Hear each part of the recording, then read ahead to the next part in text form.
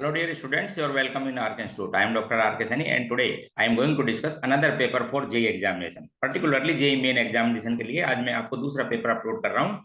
ठीक है, एक बार पेपर डाल देता हूँ, फिर आप इसके सॉल्यूशन सुनना। ठीक है, पेपर ठीक, इसके अंदर आपको 24 सिंगल करेक्ट के आते हैं और 5 क्वेश्चनों के इंटीजर में आपको आंसर लिखने होते हैं 5 क्वेश्चन के। तो मैं वो डाल रहा हूँ आपको, देखो आते हैं क्वेश्चन नंबर फर्स्ट पर। देखो बढ़िया क्वेश्चन है, वर्नर थ्योरी से लिया है। Calculate required volume of silver nitrate 0.1 m silver nitrate for the precipitation of complete chlorine of the 20 ml solution of 0.01 m। ये कॉम्प्लेक्स है। अब आप समझो वर्नर थ्योरी से क्वेश्चन, देखो एक बार ध्यान से। कॉम्प्लेक्स है CrH2O5, एक अंदर Cl लगा हुआ है और 2 बाहर हैं। ठीक है, तो इसकी जब आप सिल्वर नाइट्रेट से रिएक्शन कराएंगे तो कंप्लीट प्रेसिपिटेशन, एक तो ये ध्यान रखना ओनली जो स्क्वायर ब्रैकेट से बाहर लगी हुई प्राइमरी वैलेंसी, जो केवल प्राइमरी नेचर शो करती है, जिसमें डुअल कैरेक्टर है वो नहीं, ओनली प्राइमरी वैलेंसी प्रेसिपिटेट होगी। यानी कुल मिलाकर ये 1 मोल और इसके 2 मोल जरूरत पड़ेगी आपको। तो मोल रेशो रहेगा कॉम्प्लेक्स का मोल, यहां पर तो लिख देता हूं कॉम्प्लेक्स के मोल, और ये लिख देता हूं आपको सिल्वर नाइट्रेट के मोल। क्या रेशो रहेगा आपके पास में 1:2। अब मोल कैसे निकालते हो उसके लिए आपको पता है, यहाँ पर कंसंट्रेशन दे रखी है mv/1000, ये मोल होता है। 1000 से 1000 कैंसिल हो जाएगा, तो कॉम्प्लेक्स के मोल निकाल लेता हूं। उसकी कंसंट्रेशन है 0.01 इंटू कितना वॉल्यूम है उसका 20 वॉल्यूम 20 ml। अच्छा, सिल्वर नाइट्रेट की कंसंट्रेशन, किस कंसंट्रेशन का 0.1, उसका आपसे वॉल्यूम पूछा है और मोल रेशो 1:2। तो आप इस बी को चेक कर लो, ये इससे कैंसिल हो जाएगा, तो आपके पास में आंसर आ जाएगा 4 ml। ये आपने ml में लिया तो ये भी आंसर ml में आएगा। ठीक, तो आंसर था आपके पास में C option 4 ml। Question number next, देखो ये वर्नर थ्योरी का क्वेश्चन था, ध्यान रखना है आप। ठीक है, question number next, among the following NiCO4, NiCN4 and NiCl4 ये किस टाइप के हैं? तो अब आप जानते हो ना कार्बोनिल का फॉर्मेशन, बहुत इंपॉर्टेंट क्वेश्चन है। इसमें ऐसे नहीं है कि किस टाइप के हैं, तो कार्बोनिल का जो फॉर्मेशन होता है उसमें ध्यान रखना NS के इलेक्ट्रॉन, क्योंकि सिनर्जिक इफेक्ट की वजह से, आपको पता है सिनर्जिक इफेक्ट की वजह से CO स्ट्रॉन्गेस्ट लिगेंड है स्पेक्ट्रोकेमिकल सीरीज सोचो, और जिसका जब ये फॉर्मेशन होता है तो NS के इलेक्ट्रॉन N-1d में चले जाते हैं और वहां पेयरिंग भी हो जाती है। तो निकिल के बता रहा हूं सबसे पहले NiCO4 में। तो साहब आप सबसे पहले निकिल का इलेक्ट्रॉनिक कॉन्फ़िगरेशन लिखेंगे 3d8 4s0 4s2, oxidation state है निकिल की 0। तो जब ये फॉर्मेशन होगा तो N-1d में डालो, तो ये तो हो जाएगा साहब 3d10, और बाहर से लो 4s और 4p से बनाइए आप इसको, इसलिए हाइब्रिडाइजेशन स्टेट क्या होगी sp3। टेट्राहेड्रल ज्योमेट्री डाइमैग्नेटिक, तो ये तो हो गया साहब टेट्राहेड्रल ज्योमेट्री एंड डाइमैग्नेटिक। ठीक है, अगला देखो NiCN4, और इन दोनों में आप कुछ नहीं करना है। निकिल निकिल किस ऑक्सीडेशन स्टेट में +2 में, +2 के अंदर रहता है 3d8। अब दो तरह की बात है कि कैसा स्प्लिटिंग करते हो। यदि स्ट्रॉन्ग फील्ड लिगेंड है साइनाइड तो स्क्वायर प्लेनर, तो इसलिए बनेगा DsP2, सभी इलेक्ट्रॉन पेयर्ड कर देना। और वीक लिगेंड Cl है तो tetrahedral hybridisation state sp3 paramagnetic, कितने अनपेड इलेक्ट्रॉन बच जाएंगे, जितने इसमें हाई स्पिन होते हैं तो 2 अनपेड इलेक्ट्रॉन। तो पहला था NiCO4 और NiCN-2 तो डाइमैग्नेटिक है और ये पैरामैग्नेटिक है, 2 अनपेड इलेक्ट्रॉन है, तो फर्स्ट ऑप्शन ही इसका करेक्ट है। ठीक है, अगला question, the compound which does not show paramagnetism. Paramagnetism का मतलब जिसमें अनपेड इलेक्ट्रॉन नहीं होंगे वो पैरामैग्नेटिज्म शो नहीं करता। तो देखो आपको समझाता हूं, देखिए पहले में कॉपर ऑक्सीडेशन स्टेट निकालो, +1 ऑक्सीडेशन +2 ऑक्सीडेशन स्टेट आएगी, +2 के अंदर 3d में 1 बच जाएगा अनपेड इलेक्ट्रॉन, ये रहा, इसलिए पैरामैग्नेटिज्म शो करेगा। सिल्वर पर आएगी +1, इसलिए ये नहीं शो करेगा। क्या आ जाएगा इसके अंदर 4d10, तो ये पैरामैग्नेटिज्म शो नहीं करता। इसमें भी अनपेड इलेक्ट्रॉन है, ऑड इलेक्ट्रॉन स्पीसीज है, इसमें भी अनपेड इलेक्ट्रॉन है, बाकी सब करते हैं। अब क्वेश्चन बढ़िया, question 4, if the bond length of CO, carbon bond length है कार्बन की 1.128 एंगस्ट्रम। आप समझिए इस क्वेश्चन को, जब ये CO होता है ना फ्री स्टेट में, तो आपको पता है ट्रिपल बॉन्ड होता है, ये इसका इलेक्ट्रॉनिक कॉन्फ़िगरेशन लिखते हो आप। ठीक है, और इसमें बोल रहा है कि साहब यहाँ पर कार्बन ऑक्सीजन की जो बॉन्ड लेंथ है वो है 1.128 एंगस्ट्रम। अब समझना, then what will the value of CO bond length in metal carbonyl ApCO5। अब आपको पता है फिर वही लाइन की सिनर्जिक इफेक्ट जब होता है तो उस मेटल और कार्बन के बीच में, मेटल और कार्बन के बीच में पाई बॉन्ड के करेक्टर आ जाते हैं। जब ये पाई बॉन्ड के करेक्टर आ जाते हैं तो यानी डबल बॉन्ड होने लग जाता है, तो ये कहते हैं होने लग जाता है पार्शियल ट्रिपल। तो सीधी सी बात है कि ये बॉन्ड लेंथ बढ़ जाएगी थोड़ी सी, क्योंकि यहाँ पे ट्रिपल बॉन्ड था, अब पार्शियल ट्रिपल है। तो जब बॉन्ड ऑर्डर कम होता है तो बॉन्ड लेंथ बढ़ जाती है, थोड़ी सी स्लाइटली इंक्रीज। तो अब आप ध्यान रखना, देखो ये पहली बात, यहाँ पर बॉन्ड लेंथ है 1.128, 1.12, तो इसको थोड़ी सी बढ़ा दो 1.15। ऐसा नहीं कि आप इतनी बढ़ा दें 72, इतना भी नहीं। क्लियर? तो ये थोड़ी सी बढ़ जाती है। Answer first. बढ़िया। क्वेश्चन नंबर 5 देखो, डीडी ट्रांजिशन से कलर से लिया गया है, बढ़िया क्वेश्चन, आपको समझा देता हूं, सुनिए पहले ध्यान से। कंसेप्ट सुनो, ये 3 कॉम्प्लेक्स दे रखे हैं किसी मेटल के, ठीक है, +2 ऑक्सीडेशन स्टेट में, सभी ध्यान से देख लो, ठीक है। और आपको इनके 3 कलर दे रखे हैं, बोले बताओ कैसे कैसे हैं। तो आप पहले कलर का कंसेप्ट समझो। जिस कॉम्प्लेक्स का डेल्टा ओ ज्यादा होगा वो बता सकते हो लिगेंड के अकॉर्डिंग, इसका मतलब उसको डीडी ट्रांजिशन करने के लिए एनर्जी भी ज्यादा चाहिए, और जिसको एनर्जी ज्यादा चाहिए उसकी वेवलेंथ कम होगी। यानी वेवलेंथ कैसी होगी? एब्जॉर्ब वेवलेंथ कम होगी, एब्जॉर्ब वेवलेंथ कम। और आपको पता है कि जो कॉम्प्लीमेंट्री कलर आते हैं वो ऐसे रहते हैं, और कॉम्प्लीमेंट्री कलर देते हैं। अब आपको देखता हूं, कॉम्प्लीमेंट्री कलर लिख देता हूं। अब आपको 3 कलर लिख रखे हैं, एक तो लिख रखा है ब्लू, एक लिखा हुआ है साहब रेड, और एक लिखा हुआ है ग्रीन। ये 3 कलर है। अब अपन इसको कैसे सेलेक्ट करेंगे? देखो ये बढ़िया क्वेश्चन है, आपको बता दूं, सिलेक्शन ऑफ कलर, ठीक है। तो आप सबसे पहले क्या करना, इनमें रुको, सबसे पहले इनके अंदर डेल्टा ओ फाइंड करेंगे, सब किसका डेल्टा ओ सबसे ज्यादा है। ये 3 कॉम्प्लेक्स हैं। तो देखो मेटल तो +2 में है ही, तो स्ट्रॉन्ग लिगेंड की चेक कर लो आप। तो सबसे स्ट्रॉन्गेस्ट लिगेंड हो गया आपके पास में EN, ध्यान से देखो इनमें चिलेटिंग लिगेंड भी है। इसका मतलब ये जो EN है इसकी एनर्जी सबसे ज्यादा। इसका मतलब जो EN है वेवलेंथ को कौन सी को एब्जॉर्ब करेगा? सबसे कम वेवलेंथ को। अब देखो जिसका ब्लू कलर आता है उसके लिए एब्जॉर्ब करते हैं ऑरेंज को, जिसका रेड आता है उसके लिए किसको करते हैं? वो रेड ग्रीन को, ठीक है, कॉम्प्लीमेंट्री। और जिसमें ग्रीन आता है उसमें रेड को। तो सीधी सी बात है कि ये सबसे कम वेवलेंथ की रेडिएशन एब्जॉर्ब करेगा। इनमें सबसे कम वेवलेंथ की रेडिएशन कौन सी हो गई? ग्रीन, इसलिए इसका कलर क्या आएगा? रेड। तो जिसमें EN लिगेंड लगा हुआ है उसका रेड आएगा, कलर रेड। क्लियर? फिर अब और देखो इसके अंदर 3 लिगेंड है, एक आपके पास में H2 है और एक ब्रोमाइड है। तो सबसे वीक लिगेंड अब दोस्तों ये है, तो ये सबसे वीक लिगेंड है, यानी डीडी स्प्लिटिंग इसकी सबसे कम है, तो ये सबसे ज्यादा वाली को एब्जॉर्ब करेगा। अब सबसे ज्यादा वाली कौन सी है इनके अंदर? रेड, इसलिए इसका कलर क्या आएगा? ग्रीन। जिसके अंदर BR लिखा हुआ है उसका कलर क्या आ जाएगा आपके पास में? ग्रीन। और दूसरे वाले ऑक्सीजन वाले का ब्लू। तो ऑक्सीजन वाले का तो ब्लू, इसका, और ये, ठीक है। तो आंसर बी। बढ़िया क्वेश्चन था ये, सिलेक्शन ऑफ कलर से। क्वेश्चन नंबर 6, क्वेश्चन नंबर 6 भी दिया है आपको। देखो इससे सिनर्जी की पेट से ये पूछा है कि मेटल कार्बोनिल में carbon oxygen bond order is lowest, यानी ये जो बॉन्ड ऑर्डर अभी दिखा रहा था मैंने सिनर्जी की पेट से कि साहब ये बॉन्ड ऑर्डर सबसे कम किस में होगा। अब बॉन्ड ऑर्डर होता है साहब आपके पास में bonding electron minus anti bonding electron. तो ये बॉन्ड ऑर्डर था, bonding electron minus anti bonding upon 2। अब सिनर्जी की इफेक्ट की वजह से मेटल के इलेक्ट्रॉन आते हैं इसमें, जिसमें सिर्फ सबसे इजी इलेक्ट्रॉन आ जाएंगे, इजी सिनर्जी की इफेक्ट होगा, उसका बॉन्ड ऑर्डर कम हो जाएगा। और इजी सिनर्जी की इफेक्ट के लिए मेटल पर हाई इलेक्ट्रॉन डेंसिटी होनी चाहिए या उसका प्रोटॉन कम होने चाहिए। तो देखो ये कैटायन है, इजी नहीं देगा, ये न्यूट्रल है, ये आपके पास में ये भी न्यूट्रल है, और ये क्या लिखा हुआ है? एनायन। इजी सिनर्जी की इफेक्ट, यानी वेनेडियम के इलेक्ट्रॉन इजीली यहाँ आएंगे, जब एंटी बॉन्डिंग में आएंगे कार्बन के में तो बॉन्ड ऑर्डर कम हो जाएगा। समझ गए? तो आंसर सी, यानी डी।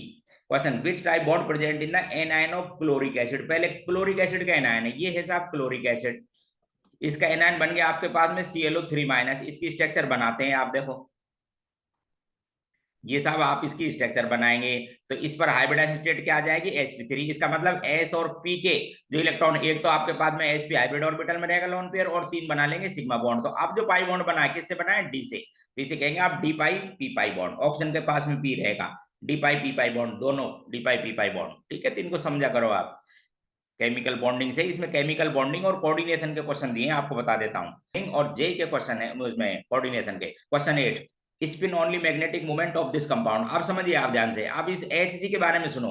Hg 2 तरह की ऑक्सीडेशन स्टेट शो करता है, एक तो मर्क्यूरिक और एक मर्क्यूरस। आप ध्यान रखना कि जो मर्क्यूरस है ऑलवेज ऑलवेज इस फॉर्म में मिलता है डाइफॉर्म में। इसका मतलब यहां पर जो आपके पास में Hg है वो मर्क्यूरिक है, ये वाला है mercuric.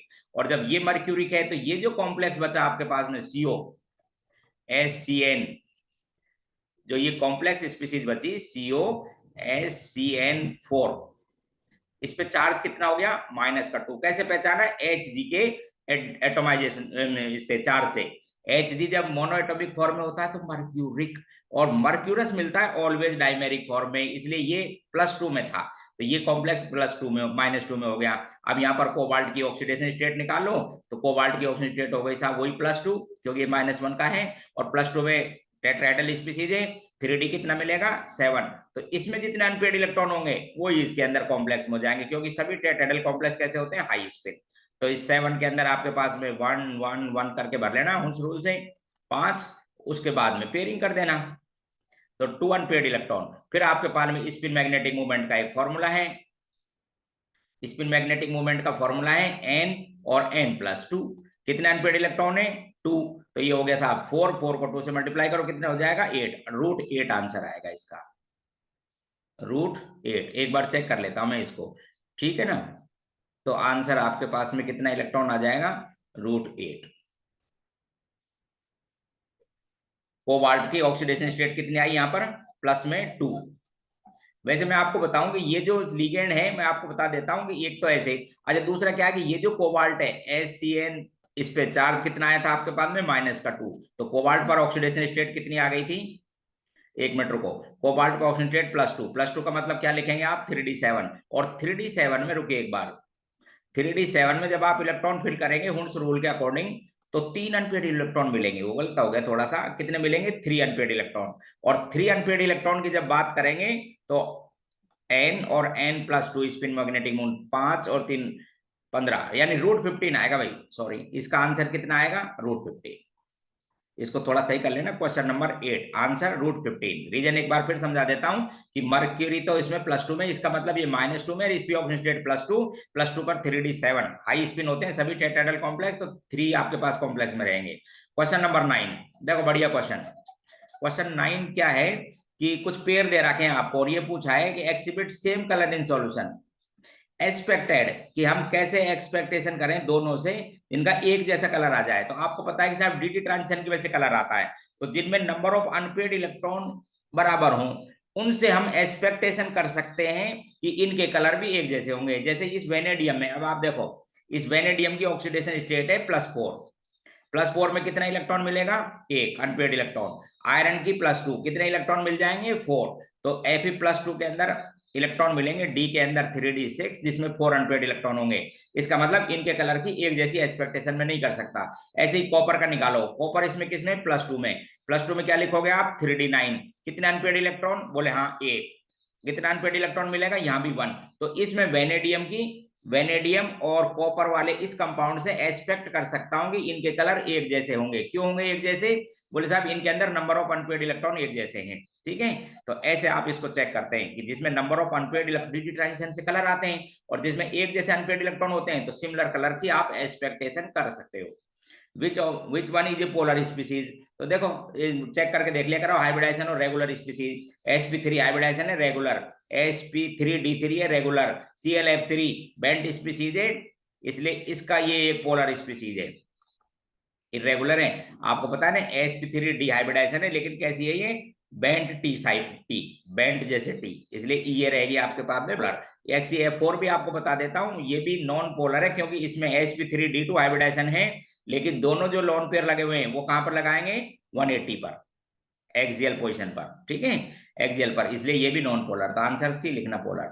Which of the following species absorb maximum energy its HOMO LUMO electronic transition? बहुत बढ़िया क्वेश्चन, क्वेश्चन नंबर 11, अच्छा क्वेश्चन। देखिए सबसे ज्यादा एनर्जी किसमें थी? तो आपको कुछ नहीं करना है, आपको ये देखना है कि होमोलुमे में एनर्जी डिफरेंस कितना है। अब जैसे O2 लिखी, तो आपको पता है कि इसका होमो, इसमें एक एक अनपेड इलेक्ट्रॉन आते हैं, एंटी बॉन्डिंग का है, π2p, π*2px, π*2px और π*2py, एक एक इलेक्ट्रॉन है इसके अंदर। और जो लूमो है आपके पास में एंटी बॉन्डिंग का 2pz, तो ये तो होमो लूमो। तो ये आपके पास ध्यान से देखिए एक ही एंटी बॉन्डिंग के दोनों, ठीक है।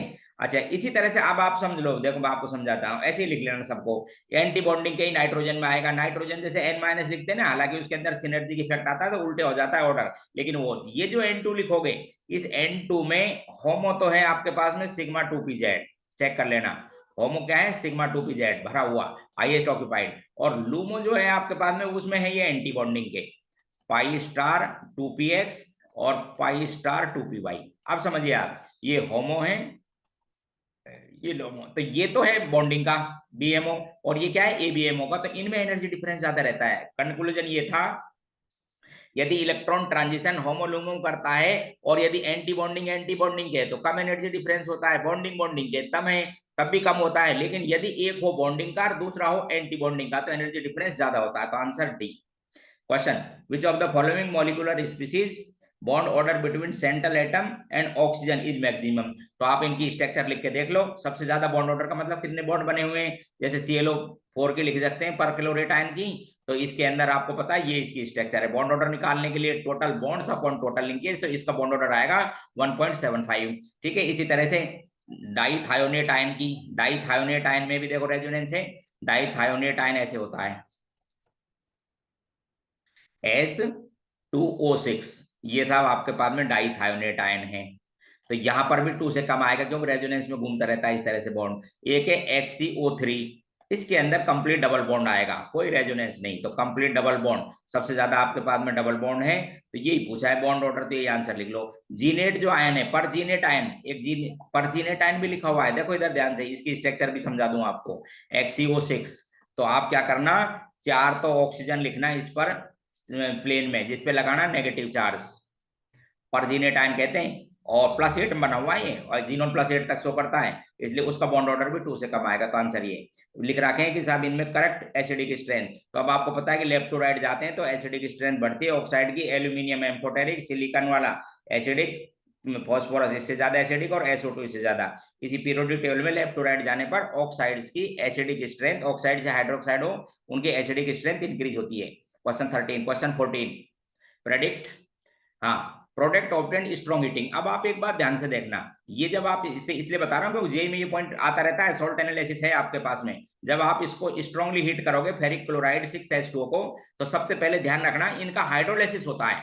हाइड्रोलिसिस का मतलब फेरिक हाइड्रोक्साइड बनता है पहले तो, और HCl गैस बाहर निकल जाती है, पहली बात हाइड्रोलिसिस। और जब किसी मेटल ऑक्साइड को और स्ट्रांगली हीट करते हैं तो वो अपने ऑक्साइड में बदल जाता है, मॉइस्चर को इलिमिनेट करके या इवोल्व करके। तो आंसर लिखेंगे फेरिक ऑक्साइड। ध्यान रखना एनहाइड्रस नहीं बनेगा, रिडक्शन नहीं होगा, समझ रहे हो मेरी बात, और +2 में नहीं आएगा, तो बस क्या बनेगा आपके पास में, जिस ऑक्सीडेशन स्टेट में उसका ऑक्साइड, क्या कहेंगे आप इसको, hydrolysis. Select the correct Arrhenius basic strength. तो देखो जिस पर लोन पेयर होता है वो आपको पता है बेसिक नेचर के होते हैं, तो अमोनिया और फॉस्फीन में अमोनिया मोर बेसिक के बजाय फॉस्फीन पे, क्योंकि इनके पास में क्या आ जाते हैं एम्प्टी ऑर्बिटल, और जिसमें एम्प्टी ऑर्बिटल होते हैं वो इलेक्ट्रॉन अपनी ओर अट्रैक्ट करने लग जाते हैं। ठीक उसी तरह से ये तो बेसिक ही है, फिर वाटर में भी वही बात लगा, और H2S में भी, H2S में लोन पेयर तो है लेकिन क्या है इसके अंदर एम्प्टी ऑर्बिटल, और जिसके पास एम्प्टी ऑर्बिटल होते हैं कैसे होते हैं, इलेक्ट्रोफिलिक इन नेचर, इसलिए किसी दूसरे को देने की टेंडेंसी कम। Answer B, ammonia phosphine water H2S। Phosphine और वाटर में फॉस्फोरस की इलेक्ट्रोनेगेटिविटी कम है, ऑक्सीजन की ज्यादा है, इसलिए इजीली नहीं दे पाता। ठीक, क्वेश्चन 16, एक ऑर्डर लिख रखा है इनर्ट गैस का, ये करेक्ट किसके लिए है, पहला है बॉइलिंग पॉइंट, सही आंसर है, बता देता हूं, क्योंकि इनके अंदर डिस्पर्सन फोर्सेज मिलते हैं, साइज बढ़ने पर, नंबर ऑफ इलेक्ट्रॉन बढ़ने पर इफेक्टिव हो जाते हैं, and hence boiling point decrease down the group in case of inert gases, तो पहला सही है। सॉल्युबिलिटी इन वाटर, अच्छा वाटर क्या है, पोलर मॉलिक्यूल है, तो पोलरिटी भी ऐसे ही होती है कि जितना साइज बड़ा होता है, जितना साइज बड़ा होता है इजीली पोलराइज हो जाता है, और according to like dissolves like principle solubility बढ़ जाती है, इसलिए सॉल्युबिलिटी का ऑर्डर भी यही है। पोलराइजिबिलिटी भी यही है, क्योंकि जितना साइज बड़ा होता है उतना ही डिफॉर्म्ड या पोलराइज होने की टेंडेंसी ज्यादा रहती है। और ये लिखा हुआ है easy of liquefaction, easy of liquefaction, ये भी सही है, इसलिए क्यों सही है, क्योंकि जितना साइज बड़ा होता है उतना अट्रैक्शन फोर्स ज्यादा होता है, अट्रैक्शन फोर्स ज्यादा होता है तो लिक्विड में आने की प्रोबेबिलिटी ज्यादा होती है, इसलिए सबके सब सही है, all are correct, D option B B. हाँ, select correct order of the boiling point, देखो बॉइलिंग पॉइंट का एक H2 और एक D2O, हाइड्रोजन बॉन्ड दोनों में, लेकिन D2O का मोलर मास ज्यादा है इसलिए बॉइलिंग पॉइंट D2O का ज्यादा रहेगा। वही पॉइंट यहाँ लगाओ, हाइड्रोजन ट्रिटियम एंड ड्यूटेरियम गलत है, ये भी गलत है, क्योंकि किसका रहेगा सबसे ज्यादा, ट्रिटियम का, फिर ड्यूटेरियम का, एक जैसे कंपाउंड हो तो मास देख लिया करो, ये ऑर्डर आता है यहाँ पे डिटो का आता। ये सही है, हाइड्रोजन बॉन्ड दोनों में एसोसिएशन, हालांकि H2 में ज्यादा है लेकिन मोलर मास में बस डिफरेंस है। इसका मॉलिक्यूलर मास कितना है 18 और इसका कितना है 34, इसलिए ये बॉइलिंग पॉइंट सही है। इसमें भी गलत है क्योंकि यहाँ पर हाइड्रोजन बॉन्डिंग नहीं है और यहाँ पर हाइड्रोजन बॉन्डिंग की वजह से मॉलिक्यूल एसोसिएटेड फॉर्म में, इसलिए 17 के अंदर आंसर क्या लिखेंगे करेक्ट में सी। क्वेश्चन नंबर 18 देखिए, क्वेश्चन 18 है, कुछ कोऑर्डिनेशन कंपाउंड है Na+2 के फॉर्म बनाने हैं। जब आप इसमें KCN डालेंगे तो आपको पता है कि साहब निकिल 4 CN जुड़ जाएंगे, लिगेंड है उसके अंदर 4 4 आ जाएगा -2, इसलिए ये बनेगा कंपाउंड नंबर ए। जब आप KCl डालेंगे तो कोऑर्डिनेशन नंबर में कंपाउंड बनेगा, ये 4 जोड़ देना आप तो कोऑर्डिनेशन नंबर में 4Cl। ठीक है, अब कुछ नहीं करना, 4 जाते -2 पोटेशियम। तो नाम पूछा है पहले क्या, तो पोटेशियम टेट्रासाइनिडो निकलेट सेकेंड ए का, बी का इसी तरह से potassium tetrachlorido nickelate second first, answer सही है। दूसरा predict magnetic nature of A and B, वो मैं आपको क्लियर कर चुका, ये कहता है डायमैग्नेटिक, पेयरिंग कर देना, ये कहता है पैरामैग्नेटिक। तो ए है आपके पास में ए डायमैग्नेटिक एंड बी क्या है पैरामैग्नेटिक विद 2 अनपेयर्ड इलेक्ट्रॉन, बिल्कुल सही है, 2 अनपेयर्ड इलेक्ट्रॉन है। हाइब्रिडाइज्ड स्टेट ए पर क्या है DsP2 और बी पर क्या है sp320। क्वेश्चन नंबर 21, अब देखो आपके जे में 5 क्वेश्चन आते हैं, आपको बता दूं हालांकि बिल्कुल सिंपल आते हैं, जिनके आंसर आपको इंटीजर में लिखना है 0 से 1 तक। देख लो क्वेश्चन नंबर को, क्वेश्चन 21 से 25, number of unpaired electron in D orbital in chromium of the following species. अब देखो इस स्पीसीज में क्रोमियम पर ऑक्सीजन स्टेट कितनी है, डी स्प्लिटिंग ऐसे करेंगे आप। अब लिगेंड चाहे कैसा भी हो, always electron lower energy state में जाएंगे, इसलिए डी ऑर्बिटल में कितने इलेक्ट्रॉन मिलेंगे 3। ठीक है, और वो भी अनपेयर्ड इलेक्ट्रॉन, यही पूछा है unpaired electron in D orbital, तो आंसर कितना लिखेंगे आप इसका 3। फिर क्वेश्चन है how many species are colourful among the following without D transition, D transition के बिना होनी चाहिए कलरफुल।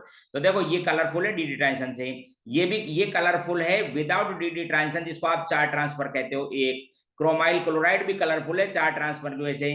ठीक है, परमैग्नेटाइन हो गया, क्रोमाइल क्लोराइड, ये कलरफुल है डी ट्रांजिशन की वजह से, ये भी डी ट्रांजिशन की वजह से। एनहाइड्रस कॉपर सल्फेट कहता है कलरलेस, और ये भी कलरफुल है, ध्यान रखना। जब आप एल्डिहाइड कीटोन की रिएक्शन कराते हैं ना फेलिंग सॉल्यूशन से, तो ये रेड ब्राउन रेडिश कलर की बनती है। डी ट्रांजिशन इसमें भी नहीं होता, क्यों, कॉपर किसमें आपको पता है +1 में, और +1 में क्या रहेगा 3D10, तो ये भी कलरफुल है विदाउट डी ट्रांजिशन। तो आप आंसर इसमें भी कितना लिखोगे 3 स्पीसीज हो गई, ध्यान से देखो। फिर क्वेश्चन है विच of the following statement is incorrect regarding, ये 3 स्पीसीज हैं, इनको समझिए आप। क्वेश्चन नंबर 22 को समझिए, 3 स्पीसीज दे रखी है इनके रेस्पेक्ट में, एक तो है O2, एक लिख रखी है O2, और फिर देखो इसका समझा देता हूं, इसका मतलब है BF4। तो अब जब पास में लिख रखे थे इस पे आपको पता है चार्ज है नेगेटिव, इसलिए ये है पॉजिटिव। एक तो O2 है, यहाँ O2 पॉजिटिव, और एक है आपके पास में KO2, ये सुपर ऑक्साइड, क्योंकि इस पे चार्ज मुझे पता है तो इस पे पता है, समझ गए। ये हो गई था O2+ और ये हो गई O2-, यानी मेरे पास में ये 3 स्पीसीज आई जिससे मुझे बताना है। पहला है कि थर्ड, फर्स्ट और second oxygen oxygen bond length, तो इसका बॉन्ड ऑर्डर निकाल लो। इसका बॉन्ड ऑर्डर आता है साहब आपको पता है 2, इसका बॉन्ड ऑर्डर आएगा 2.5 और इसका बॉन्ड ऑर्डर आता है 1.5। तो अब जब बॉन्ड ऑर्डर कम हो जाता है तो बॉन्ड लेंथ बढ़ जाती है, तो सबसे ज्यादा बॉन्ड लेंथ किसकी आएगी, थर्ड की, फिर फर्स्ट की, ये सही लिख रखा है। आपको इनकरेक्ट पहचाने तो ये तो सही स्टेटमेंट है। दूसरा, सेकंड, 1 और third oxygen oxygen bond order वो आपने निकाल दिया, सेकंड में सबसे ज्यादा, फिर उसके बाद में फर्स्ट में, और फिर थर्ड में, ये भी आपका सही स्टेटमेंट है।